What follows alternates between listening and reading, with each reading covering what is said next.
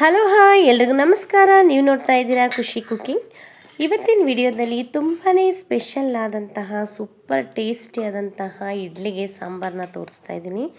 ಬೆಳಗಿನ ಬ್ರೇಕ್ಫಾಸ್ಟ್ಗಂತೂ ಸೂಪರಾಗಿರುತ್ತೆ. ಒಂದು ಸಲ ಟ್ರೈ ಮಾಡಿ ನೋಡಿ, ಹೋಟೆಲ್ ಟೇಸ್ಟ್ಗೂ ಬಿಟ್ಕೊಡಲ್ಲ, ಅಷ್ಟು ಟೇಸ್ಟಿಯಾಗಿರುತ್ತೆ. ಹಾಗಾದರೆ ಬನ್ನಿ, ಹೇಗೆ ಮಾಡೋದು, ಏನೆಲ್ಲ ಸಾಮಗ್ರಿಗಳನ್ನ ಬಳಸ್ಕೊಂಡು ಈ ಸೂಪರ್ ಟೇಸ್ಟಿಯಾದಂತಹ ಇಡ್ಲಿ ಸಾಂಬಾರನ್ನ ರೆಡಿ ಮಾಡಿದ್ದೀನಿ ಅನ್ನೋದನ್ನು ನೋಡ್ಕೊಂಡು ಬರೋಣ. ಒಂದು ಸಲ ತಿಂದರೆ ಅಂತೂ ನೀವೇ ಕಳೆದೋಗ್ತೀರಾ. ಪದೇ ಪದೇ ಇದೇ ಸಾಂಬಾರನ್ನ ಇಡ್ಲಿಗೆ ಮಾಡ್ಕೊಬೇಕು ಅಂತ ಅನಿಸುತ್ತೆ, ಅಷ್ಟು ಟೇಸ್ಟಿಯಾಗಿರುತ್ತೆ. ಬನ್ನಿ ಮತ್ತೆ ತಡ ವಿಡಿಯೋನ ಶುರು ಮಾಡೋಣ. ಮೊದಲಿಗೆ ಒಂದು ಅರ್ಧ ಕಪ್ಗೂ ಜಾಸ್ತಿ ಆಗೋಷ್ಟು ಹೆಸರುಬೇಳೆ ತೊಗೊಂಡಿದ್ದೀನಿ. ಮತ್ತು ಅದೇ ಕಪ್ಪಲ್ಲಿ 1 ಕಪ್ಪು ಮತ್ತು ಅರ್ಧ ಕಪ್ ಆಗೋಷ್ಟು ತೊಗರಿಬೇಳೆ ತೊಗೊಂಡಿದ್ದೀನಿ. ನೋಡಿ, ತೊಗರಿಬೇಳೆ ತೊಗೊಂಡಿರ್ತಿಲ್ಲ, ಅದರ ಅರ್ಧ ಹೆಸರುಬೇಳೆ ತೊಗೊಳ್ಳೋಣ. ಇದನ್ನು ಚೆನ್ನಾಗಿ ವಾಶ್ ಮಾಡ್ಕೊಳ್ಳೋಣ. ಆಮೇಲೆ 1-2 ವಿಷಲ್ನ ಕೂಗಿಸ್ಕೊಬೇಕು. ಬೇಳೆ ಚೆನ್ನಾಗಿ ಬೆಂದು ಸ್ಮ್ಯಾಶ್ ಆಗಬೇಕು ಚೆನ್ನಾಗಿ, ಆ ರೀತಿ ಬೇಳೆನ ಬೇಯಿಸ್ಕೊಬೇಕು. ಆಮೇಲೆ ಒಂದು ಬಾಣಲಿಗೆ 1 ಸ್ಪೂನ್ ಆಗೋಷ್ಟು ಮೆಂತ್ಯಕಾಳು ಹಾಕ್ಕೊಳ್ತಾ ಇದ್ದೀನಿ. ಜಾಸ್ತಿ ಹಾಕ್ಕೊಳೋದು ಬೇಡ, ಕಹಿ ಬರುತ್ತೆ. ಸ್ವಲ್ಪ 1 ಸ್ಪೂನಲ್ಲಿ ಒಂದು ಅರ್ಧ ಸ್ಪೂನ್ ಆಗೋಷ್ಟು ಹಾಕ್ಕೊಳ್ಳೋಣ. ಆಮೇಲೆ 1 ಸ್ಪೂನ್ ಆಗುವಷ್ಟು ಉದ್ದಿನಬೇಳೆ ಹಾಕ್ಕೊಂಡಿದ್ದೀನಿ. ಮತ್ತು ಕಡಲೆಬೇಳೆನೂ ಸಹ ಉದ್ದಿನಬೇಳೆ ಸಮವಾಗಿ ಹಾಕ್ಕೊಂಡಿದ್ದೀನಿ. ಇದೆಲ್ಲ ಚೆನ್ನಾಗಿ ಸ್ವಲ್ಪ ಫ್ರೈ ಮಾಡ್ಕೊಳ್ಳೋಣ. ಮತ್ತು ಜೀರಿಗೆನ ಸೇರಿಸ್ಕೊಳ್ತಾ ಇದ್ದೀನಿ. ಆಮೇಲೆ 2 ಸ್ಪೂನ್ ಆಗುವಷ್ಟು ಧನಿಯಾ ಕಾಳನ್ನ ಸೇರಿಸ್ಕೊಳ್ತಾ ಇದ್ದೀನಿ. ಇದೆಲ್ಲ ಹಾಗೆ ಸ್ವಲ್ಪ ಫ್ರೈ ಮಾಡ್ಕೊಳ್ಳಿ. ಆಮೇಲೆ 1 ಹಿಡಿ ಆಗುವಷ್ಟು ಕರಿಬೇವು ಹಾಕ್ಕೊಳ್ಳೋಣ. ಕರಿಬೇವು ಹಾಕ್ಕೊಳ್ಳೋದ್ರಿಂದ ಸಾಂಬಾರು ಮಾತ್ರ ಸೂಪರ್ ಟೇಸ್ಟಿಯಾಗಿರುತ್ತೆ ಮತ್ತು ಘಮ ಘಮ ಅಂತ ಸ್ಮೆಲ್ ಬರುತ್ತೆ, ಅಷ್ಟು ಚೆನ್ನಾಗಿರುತ್ತೆ.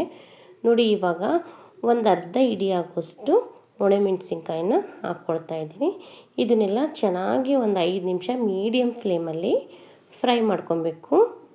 ತುಂಬ ಜಾಸ್ತಿ ಫ್ಲೇಮ್ ಇಟ್ಕೊಬೇಡಿ, ಸೀದ್ಬಿಡುತ್ತೆ. ಇವಾಗ ಒಂದು ಮಿಕ್ಸಿ ಜಾರ್ಗೆ ಹಾಕ್ಕೊಂಡು ರುಬ್ಕೊಳ್ಳೋಣ.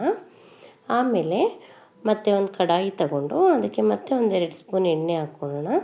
ಮತ್ತು ಒಗ್ಗರಣೆಗೆ ಒಂದು ಅರ್ಧ ಸ್ಪೂನ್ ಆಗೋ ಸಾಸಿವೆ, ಜೀರಿಗೆ ಮತ್ತು ಕರಿಬೇವು, ಆಮೇಲೆ 1-2 ಒಣಮೆಣಸಿನ್ಕಾಯಿನ ಹಾಕ್ಕೊಂಡಿದ್ದೀನಿ. ನೋಡಿ, ಇದನ್ನೆಲ್ಲ 1-2 ನಿಮಿಷ ಫ್ರೈ ಮಾಡ್ಕೊಳ್ಳೋಣ. ಇದು ಸ್ವಲ್ಪ ಫ್ರೈ ಆದಮೇಲೆ 2 ಈರುಳ್ಳಿನ ಕಟ್ ಮಾಡಿಕೊಂಡು ಸೇರಿಸ್ಕೊಳ್ತಾ ಇದ್ದೀನಿ. ನಿಮ್ಮ ಹತ್ರ ಸಾಂಬಾರು ಈರುಳ್ಳಿ ಇದ್ದರೆ ಹಾಕ್ಕೊಳ್ಳಿ, ಇನ್ನೂ ಟೇಸ್ಟಿಯಾಗಿರುತ್ತೆ. ನೋಡಿ, ಇದೆಲ್ಲ ಫ್ರೈ ಆಗಬೇಕು, ಅಲ್ಲಿವರೆಗೂ ಸಹ ಫ್ರೈ ಮಾಡ್ಕೊಳ್ಳೋಣ. ಆಮೇಲೆ 1 ಟೊಮೊಟೊ ಚಿಕ್ಕದಾಗಿ ಕಟ್ ಮಾಡಿಕೊಂಡು ಸೇರಿಸ್ಕೊಂಡಿದ್ದೀನಿ. ಟೊಮೊಟೊನೂ ಸಹ ಈರುಳ್ಳಿ ಜೊತೆ ಚೆನ್ನಾಗಿ ಸ್ಮೂತ್ ಆಗಬೇಕು, ಆ ರೀತಿ ಫ್ರೈ ಮಾಡ್ಕೊಳ್ಳಿ. ಆಮೇಲೆ ಒಂದು ಅರ್ಧ ಹಿಡಿ ಆಗೋಷ್ಟು ಉಪ್ಪು ಹಾಕ್ಕೊಂಡಿದ್ದೀನಿ. ಇದೆಲ್ಲ ಫ್ರೈ ಮಾಡ್ಕೊಳ್ಳೋಣ. ಇವಾಗ ಬೇಳೆ ಚೆನ್ನಾಗಿ ಸ್ಮ್ಯಾಶ್ ಮಾಡಿಕೊಂಡು ಈ ಟೈಮಲ್ಲಿ ಅದನ್ನು ಸೇರಿಸ್ಕೊಳ್ತಾ ಇದ್ದೀನಿ. 1 ರೌಂಡ್ ಮಿಕ್ಸಿಗೆ ಹಾಕ್ಕೊಂಡಾದರೂ ಹಾಕ್ಬೋದು. ಇವಾಗ ಅರಿಶಿನ ಪುಡಿ ಸೇರಿಸ್ಕೊಂಡು ಮತ್ತೆ ಒಂದು ಸಲ ಮಿಕ್ಸ್ ಮಾಡ್ಕೊಳ್ಳೋಣ.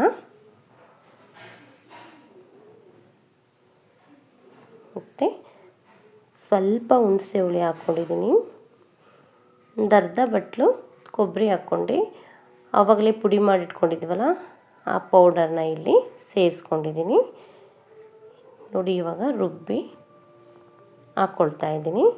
ಸ್ವಲ್ಪ ಬೆಲ್ಲನೂ ಸಹ ಸೇರಿಸ್ಕೊಂಡಿದ್ದೀನಿ. ಇವಾಗ ಚೆನ್ನಾಗಿ ಒಂದು ಸಲ ಮಿಕ್ಸ್ ಮಾಡ್ಕೊಳ್ಳೋಣ.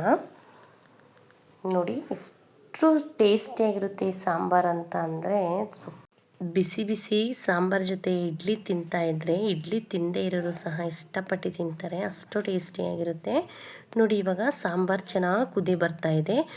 ಸಾಂಬಾರನ್ನ ತುಂಬ ಕುದಿಸ್ಕೊಳ್ಬಾರ್ದು, ಯಾಕಂದರೆ ಎಲ್ಲ ಫ್ರೈ ಮಾಡಿ ಹಾಕಿದ್ದೀವಲ್ಲ, ಹಂಗಾಗಿ ಫ್ಲೇವರ್ ಎಲ್ಲ ಕಡಿಮೆ ಆಗಿಬಿಡುತ್ತೆ. ಒಂದು 4-5 ನಿಮಿಷ ಅಷ್ಟೇ ಈ ಸಾಂಬಾರನ್ನ ಕುದಿಸ್ಕೊಬೇಕು. ಕೊನೆಯದಾಗಿ ಚಿಕ್ಕದಾಗಿ ಕಟ್ ಮಾಡ್ಕೊಂಡಿರೋಂತಹ ಕೊತ್ತಂಬರಿ ಸೊಪ್ಪು ಹಾಕ್ಕೊಂಡ್ರೆ ಬಿಸಿ ಬಿಸಿಯಾದಂತಹ ರುಚಿಯಾದಂತಹ ಇಡ್ಲಿಗೆ ಸಾಂಬಾರು ರೆಡಿಯಾಗಿದೆ. ಇನ್ನೇನು ಸರ್ವ್ ಮಾಡ್ಕೊಳ್ತಾ ಇರೋದು, ತಿಂತಾ ಇರೋದೇ. ನೋಡಿ, ಎಷ್ಟು ಎಷ್ಟು ಚೆನ್ನಾಗಿ ಬಂದಿದೆ ಅಂತ. ಒಳ್ಳೆ ಉದ್ದಿನಬೇಳೆ ಕಡಲೆಬೇಳೆ ಹಾಕಿರೋದ್ರಿಂದ ಒಳ್ಳೆ ಬಾಂಡಿಂಗ್ ಬಂದಿದೆ. ಇತ್ಲಾಗ ಗಟ್ಟಿನೂ ಅಲ್ಲ ತೆಳುಗೂ ಅಲ್ಲ, ಆ ರೀತಿ ಸಾಂಬಾರನ್ನ ರೆಡಿ ಮಾಡ್ಕೊಬೇಕು. ತುಂಬಾ ಚೆನ್ನಾಗಿ ಬರುತ್ತೆ. ನೀವು ಒಂದು ಸಲ ಮನೇಲಿ ಟ್ರೈ ಮಾಡಿ ಹೇಗೆ ಬಂತು ಅಂತ ಕಮೆಂಟ್ ಆಗಿ. ನಿಮ್ಗೆ ಇಷ್ಟ ಆದರೆ ಪ್ಲೀಸ್ ಒಂದು ಲೈಕ್ ಮಾಡಿ, ಶೇರ್ ಮಾಡಿ. ಈ ಚಾನಲ್ನ ಸಬ್ಸ್ಕ್ರೈಬ್ ಮಾಡಿದೆ ಹಾಗೆ ನೋಡ್ತಾ ಇದ್ದರೆ ಪ್ಲೀಸ್ ನಮ್ಮ ಚಾನಲ್ನ ಸಬ್ಸ್ಕ್ರೈಬ್ ಮಾಡ್ಕೊಳ್ಳಿ. Thank you.